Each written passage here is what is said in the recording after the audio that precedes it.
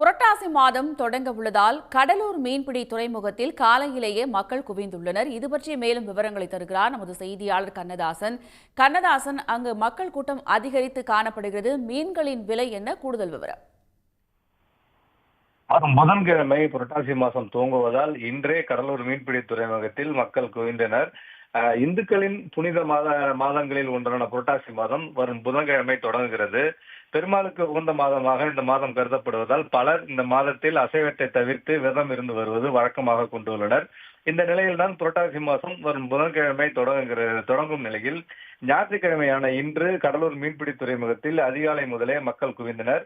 மேலும் மீன்களை போட்டி போட்டு வாங்கி சென்றனர்.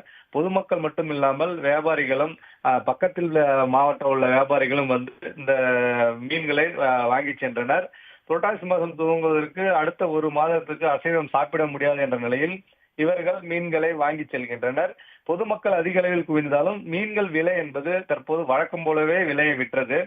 வஞ்சரம் கிலோ 1200 ரூபாயும், சங்கரா கிலோ 450 ரூபாயும், கொடுவா கிலோ 650 ரூபாயும், இறால் கிலோ 500 ரூபாயும், நண்டு 400 ரூபாயும் என்று விலையில் இன்று மீன்கள் விற்பனையாயின. இந்த இந்த விற்பனையானது மீன்கள் தகுதியான, அதாவது சரியான விலைக்கே விற்றதால் மேலும் மக்கள் அதை போட்டி போட்டு வாங்கி சென்றனர். வரும் மாதங்களில் அசைவம் சாப்பிட முடியாததால் இன்று அந்த கூட்டம் என்பது அதிக அளவில் காணப்பட்டது.